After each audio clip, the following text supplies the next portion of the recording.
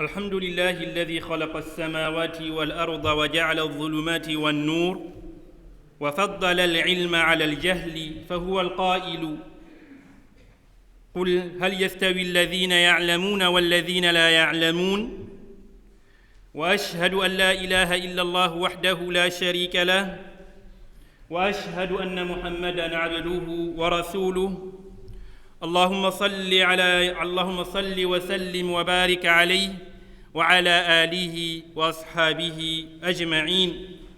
أما بعد، خطبتنا اليوم عن آداب طالب العلم. عباد الله، إن طلب العلم من أفضل العبادات التي يتقرب بها إلى الله عز وجل، وذلك كان لزاما على طالبه أن يلتزم بآداب حتى يفوز برضا الله سبحانه. ومن أهمها أولا الإخلاص لله عز وجل. الإخلاص شرط أساسي في قبول الأعمال، فهو سر بين الله وبين العبد. قوله تعالى: فادعوا الله مخلصين له الدين ولو كره الكافرون. قوله تعالى: وما أمروا إلا ليعبدوا الله مخلصين له الدين حنفاء ويقيموا الصلاة ويؤتوا الزكاة وذلك دين القيمة. Chers fidèles, le vendredi passé, nous avions parlé sur les mérites de la quête du savoir. Aujourd'hui, Inch'Allah Ta'ala, nous parlerons sur l'éthique de celui qui cherche la science. Notre religion, comme vous savez, est une religion de science. C'est pour cette raison que le premier verset qui a été révélé à notre bien-aimé sallallahu alayhi wa sallam est « Iqra », lis, cherche la science, cherche le savoir. Les gens de la science ont une grande importance auprès d'Allah subhanahu wa ta'ala dans ce bas monde ainsi que dans l'au-delà. La question qu'on se pose tous: comment avoir la science utile? Celui qui veut apprendre, qu'est-ce qu'il doit faire? La première des choses, celui qui cherche la science qui lui sera bénéfique dans ce bas monde ainsi que dans l'au-delà doit impérativement purifier son intention. Il doit travailler sur son intention. Comme vous savez tous, la quête du savoir est une adoration et les adorations ne sont acceptées que si les intentions sont sincères. Alors, al-ikhlas est la première des choses.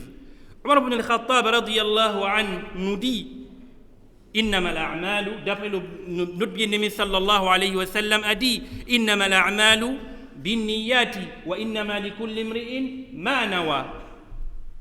Il dit: les actes ne valent que par les intentions et chacun sera rétribué selon son intention. Alors, tu veux la science? Cherche la satisfaction d'Allah subhanahu wa ta'ala, cherche et sois sincère avec lui. ثانيا تقوى الله عز وجل، فإن التقوى سبب نيل العلم وتحصيله وتيسير الأمور. قوله تعالى: واتقوا الله ويعلمكم الله. قوله تعالى: ومن يتق الله يجعل له مخرجا. قوله تعالى: ومن يتق الله يجعل له من أمره يسرا. Celui qui cherche la science doit impérativement craindre Allah subhanahu wa ta'ala. Il existe un lien direct entre la crainte d'Allah subhanahu wa ta'ala et la science. Vous pensez qu'Allah subhanahu wa ta'ala donnera tous les mérites que nous avions cités lors du dernier prêche à celui qui ne le craint pas? Allah subhanahu wa ta'ala nous dit Wattaqullaha wa yu'allimukumullah. Il dit craignez Allah subhanahu wa ta'ala et ensuite il vous donnera la science. Donc vous voyez ce qui vient en premier, c'est la crainte. Craignez Allah et ensuite. Dans un autre verset, il dit Innama yataqabbalu Allahu minal muttaqin. Allah n'acceptera uniquement que les œuvres de ceux qui le craignent. Tu veux la science? Craigne Allah subhanahu wa ta'ala. ثالثا الحرص على الوقت. طالب العلم من أشد الناس حرصا على الاستفادة من وقته حفظا ومطالعة ومراجعة. يقول علي بن أبي طالب رضي الله عنه يصف حال النبي صلى الله عليه وسلم كان إذا أوى إلى منزله قسم وقته ثلاثا جزء لله وجزء لأهله وجزء لنفسه ثم قسم جزءه بينه وبين الناس. بارك الله فيكم. Avancez s'il vous plaît. Il y a beaucoup de monde s'il vous plaît. Que chacun avance. بارك الله فيكم. Celui qui cherche la science doit impérativement savoir gérer son temps. Le temps est trop précieux pour être perdu. Je reprends, que le temps est trop précieux pour être perdu. Si Allah subhanahu wa ta'ala jure par quelque chose, c'est pour nous montrer son importance. Il dit wal asr, je jure par le temps. Et notre bien-aimé sallallahu alayhi wa sallam était un expert dans la gestion du temps, dans la planification, à tel point il avait planifié tout. Ali ibn Abi Talib nous disait quand il rentrait chez lui, donc il a pu gérer son temps, il a pu partager son temps, un temps pour adorer Allah subhanahu wa ta'ala, il avait un temps pour sa famille, il avait un temps pour lui. Et ce temps qu'il avait pour lui, il avait partagé avec ses frères, avec les autres. Voilà notre bien-aimé sallallahu alayhi wa sallam. Donc, c'est indispensable de savoir gérer son temps. La science ne vous donnera pas une partie, à moins que vous ne lui donniez du temps. رابعا الصبر على طلب العلم. طلب العلم شاق على النفس وذلك لأن النفس عادة تحب الراحة. قال يحيى بن أبي كثير رضي الله عنه لا يستطاع العلم براحة الجسم. Le quatrième conseil pour celui qui veut chercher la science doit impérativement avoir de la patience. Je dis bien de la patience. Car apprendre est un long chemin. C'est difficile. Certainement, celui qui apprend rencontrera beaucoup d'obstacles, beaucoup de difficultés. Tout apprenant doit se rappeler de l'histoire de Moussa alayhi salam, lorsqu'Allah subhanahu wa ta'ala lui demanda d'aller voir Cheikh Khadr. Regardez le Cheikh Khadr, qu'est-ce qu'il lui a dit en premier? La première des choses que Cheikh Khadr lui a dit, Innaka lan tastati'a ma'iya sabra. Il dit, tu ne pourras pas patienter. C'était la première des choses. Et regardez la réponse de Moussa. قال ستجدني إن شاء الله صابرا ولا أعصي لك أمرا. De ce fait, un lien direct existe entre la patience et la science. C'est deux choses qu'on ne peut pas dissocier. Tu veux apprendre, tu veux avoir la science, sois patient. خامسا العمل بالعلم. الغاية من طلب العلم هي عبادة الله تعالى على علم وبصيرة.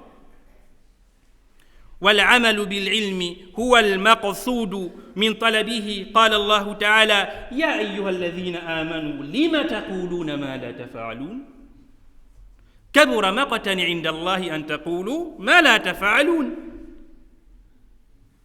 قوله تعالى أتأمرون الناس بالبر وتنسون أنفسكم وأنتم تتلون الكتاب أفلا تعقلون. Le cinquième conseil pour celui qui veut apprendre, celui qui veut avoir de la science, il doit impérativement pratiquer ce qu'il a appris. C'est pas que j'apprends et je pratique pas ou j'applique pas. Quand on te dit Qala ta'ala, Qala Rasulullah, cherche à appliquer.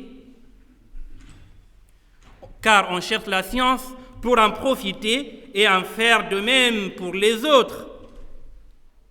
Allah subhanahu wa ta'ala dit à ce sujet: vous demandez aux gens de faire du bien et vous oubliez. Dans un autre verset, plutôt ce hadith de notre bien-aimé sallallahu alayhi wa sallam qui nous dit, il a donné l'exemple du savant qui n'applique pas à l'image d'une bougie. Comme vous savez tous, la bougie, qu'est-ce qu'elle fait? Elle brûle pour éclairer les autres. C'est exactement le savant qui dit et qui n'applique pas. Ce qu'il dit, c'est la lumière, tout le monde peut en profiter, en bénéficier, et lui, il se brûle, parce qu'il n'applique pas. أقول ما تسمعون وأستغفر الله من كل ذنب فاستغفروه إنه هو الغفور الرحيم. ربنا آتنا في الدنيا حسنة وفي الآخرة حسنة وقنا عذاب النار.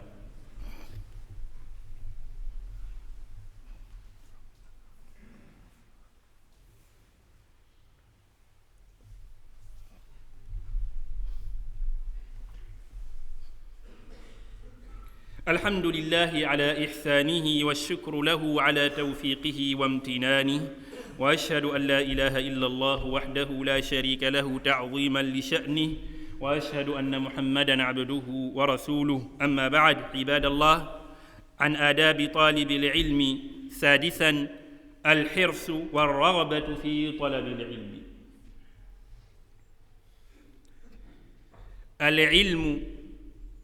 العلم لا يعطيك بعضه إلا إذا أعطيته كلك. ما طلب أحد شيئا بجد وصدقه إلا ناله، فإن لم ينله كله ناله بعضه. Le sixième conseil pour celui qui cherche la science, il doit impérativement avoir le désir d'apprendre, cette envie d'apprendre. Soit très passionné par la science, soit très passionné par les savants, soit passionné par les récitateurs de Coran. Cherche un modèle parmi ces gens. C'est très rare, je dis c'est vraiment très rare de voir quelqu'un chercher quelque chose sérieusement et qu'il ne l'obtienne pas. Et même s'il ne l'obtient pas, il en obtiendra une partie. C'est ça la science. Quand tu cherches sérieusement, tu auras la science. Même si tu n'obtiens pas beaucoup, mais tu auras une partie de la science. Car on ne peut pas avoir toute la science. C'est Allah subhanahu wa ta'ala qui détient toute la science. Mais on peut avoir quelque chose pour adorer Allah subhanahu wa ta'ala à la basira. سابعا وأخيرا التواضع والتأدب مع الشيخ. من حقوق المعلم على طلابه أن يظهر له الاحترام والتقدير ويتأدب بين يديه. Le dernier conseil que nous allons donner dans ce prêche, pour celui qui cherche la science, doit impérativement respecter son cheikh. On n'apprend jamais seul. On n'apprend jamais tout seul. Ce n'est pas possible. Il faut toujours quelqu'un pour vous donner de son temps, qui vous corrige, qui vous conseille, qui vous oriente. Il faut toujours quelqu'un. On n'apprend jamais tout seul. Il mérite respect et considération, car il veut le meilleur pour toi dans ce dunya ainsi que dans l'au-delà. C'est pour ça qu'il donne de son temps. C'est pour que tu sois meilleur. Regardez l'imam Shafi'i rahimahullah. L'imam Shafi'i, quand il s'asseyait avec son cheikh, qui est imam Malik rahimahullah, il tournait doucement ses feuilles par crainte de ne pas déranger son cheikh, imam Malik. Et regardez la finalité, la baraka, ce qu'avait eu imam Shafi'i rahimahullah. De nos jours, c'est le contraire. Combien de chouyours sont dénigrés? Subhanallah, parfois on dénigre quelqu'un qu'on ne l'a jamais vu. On ne le connaît même pas et on se met à les dénigrer. Les savants, ils sont comme ça, les savants ont comme ça. Eux, au moins, ils ont eu le mérite d'écrire quelque chose. Même s'ils se sont trompés. Ça arrive. Ce ne sont pas des prophètes. Ça arrive. Mais ils ont eu le mérite d'écrire quelque chose. La moindre des choses que nous devons, c'est de les respecter. C'est la moindre des choses que nous devons. Pas de les dénigrer à longueur de journée. Et d'ailleurs, notre bien-aimé sallallahu alayhi wa sallam nous avait prévenu de ce fléau. Il nous avait dit, notre bien-aimé, arrivera un jour où les chouyours seront dénigrés, les chouyours seront détestés, ils seront malmenés, et ce jour, qui prendra les responsabilités? C'est les ignorants. C'est eux qui vont prendre la responsabilité, et c'est eux qui vont donner leur avis dans tout. À chaque fois, un avis religieux, un sujet religieux, voilà ce que je pense. Ya akhi, excuse-moi, mais qui tu es pour penser quelque chose? La vie ne compte pas dans la religion. Ce qui compte, qala ta'ala, qala Rasulullah, que ce soit sur une base juridique. C'est parce que je pense, voilà ce que nous allons faire. Et si un sujet se pose aujourd'hui, c'est un sujet religieux, la première des choses qu'on entend, voilà ce que je pense.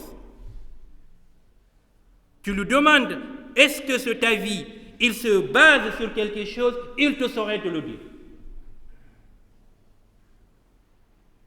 Alors, notre bien-aimé sallallahu alayhi wa sallam nous a prévenus de ce temps. Aujourd'hui, nous vivons pendant ce temps, à cette époque. Il nous dit, quand ce jour arrivera, qu'est-ce qu'on verra? On verra la mort subite des ulama. Ils disparaîtront chacun disparaîtra, donc en un mot. Et enfin, il nous dit, quand ce jour arrivera, la fin du monde ne sera plus loin. Donc si on médite ce hadith, je pense que nous avons quelque chose à faire. Nous devons vraiment travailler sur nous, sur le respect ainsi que la considération. Pour finir, chers fidèles, aujourd'hui, nous avons tout pour apprendre. Je vraiment dis, nous avons tout pour apprendre, presque dans toutes les mosquées. Je généralise ce que je dis. Presque dans toutes les mosquées, il y a des dourous. Mais peu de personnes apprennent. Peu de personnes. Qu'est-ce qu'on dit? Attends. Ah, j'ai pas le temps. Souvent, on pointe le temps, j'ai pas le temps. Est-ce que tu pourrais me dire à quand remonte le dernier hadith ou la dernière sourate que tu as appris? Est-ce que tu te rappelles à quand cela remonte?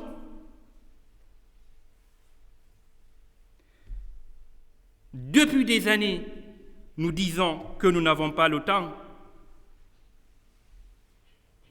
Tous, posons-nous cette question. Quand allons-nous l'avoir pour apprendre? Quand allons-nous avoir le temps pour apprendre? Je reprends. Quand allons-nous avoir le temps pour apprendre? N'oublions jamais que la quête du savoir est l'une des plus belles adorations et l'une des adorations les plus aimées auprès d'Allah subhanahu wa ta'ala. Une fois qu'on a le cap, on connaît que la quête du savoir est l'une des plus belles adorations qu'on puisse se rapprocher d'Allah subhanahu wa ta'ala. Évidemment, on donnera du temps pour plaire à Allah subhanahu wa ta'ala, pour l'adorer à la basira avec des preuves. اللهم تقبل منا إنك أنت السميع العليم اللهم تقبل منا إنك أنت السميع العليم اللهم فرج هم المهمومين ونفس كرب المكروبين وقض الدين عن المدينين واشف مرضانا ومرضى المسلمين اللهم صل على محمد وعلى آل محمد كما صليت على إبراهيم وعلى آل إبراهيم إنك حميد مجيد اللهم بارك على محمد وعلى آل محمد كما باركت على إبراهيم وعلى آل إبراهيم إنك حميد مجيد. Concernant les informations de la mosquée, aujourd'hui, comme tous les vendredis, Inch'Allah Ta'ala, entre la prière de Asr jusqu'au Maghrib, donc l'imam restera dans la mosquée pour toute personne qui souhaite être écoutée, n'importe quel sujet. Comme je dis, il n'y a pas de tabou, donc ça sera une écoute pour des personnes qui éprouvent vraiment de besoin d'être écoutées. Donc l'imam sera là pour les écouter, Inch'Allah Ta'ala. Et la deuxième chose, deuxième information, demain, Inch'Allah, entre la prière de Maghrib jusqu'à la prière de Isha, il y aura une conférence dans notre mosquée. Et tous sont invités. Et après la conférence, 19h30, nous allons faire Salatul Isha, tous ensemble. Et il y aura un match de foot contre les jeunes. Donc ça sera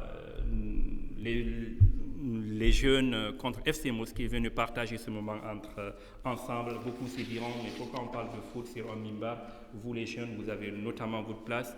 Venez que nous allons apprendre ensemble à se connaître, Inch'Allah Ta'ala. Nous allons jouer ensemble et aussi apprendre ensemble, Inch'Allah Ta'ala. Barakallahu fikum wa qumu ila salatikum yarhamkumullah.